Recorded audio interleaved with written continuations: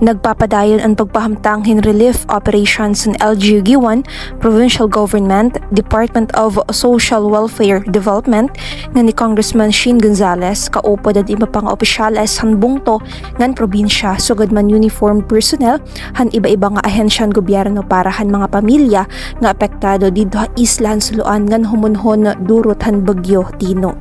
Sumalakan MSWD Officer Zenaida Cunanan na nagpapadayon ang pagpahamtanghin mga hinabang parahan apektado han bagyo didto island barangays. Mangani kakulop nagdistribuerhin food packs ang LGU samtang nagdistribuer naman hin housing materials ang provincial government na pinangunahan ni Governor Ralph Vincent Everdone didto islahan suluan.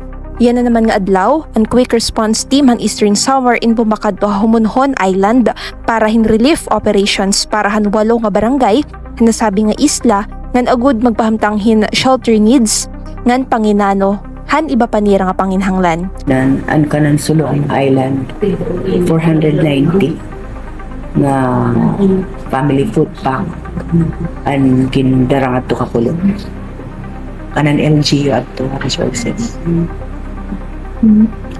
An kanan Humunhon under hadto yan na 1,625 na DSWD family food pack.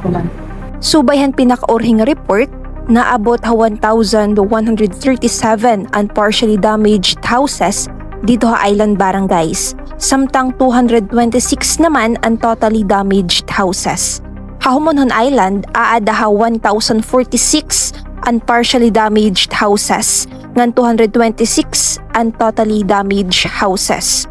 Hatubabaw Island may 32 ka partially damaged houses ngan 59 naman nga partially damaged houses ha Victory Island. Samtang kapag kaya na oray lagi hapon datos ti kang Hasuluan Island pero kasamtangan nga gimbubuhat yan na dito ang rapid damage and needs assessment. Samtang gintagan hindoon ni Cunanan nga nagkikinahanglan pahing kadugangan nga food packs, hygiene kits, nga na kadugangan nga shelter materials para han mga pamilya nga duro na apektaran han bagyo Tino, partikular na Hasuluan ngan Humunhon Island. Tikang dinigiwan Eastern Samar inimo rin sila Mida, Eastern Samar News Service.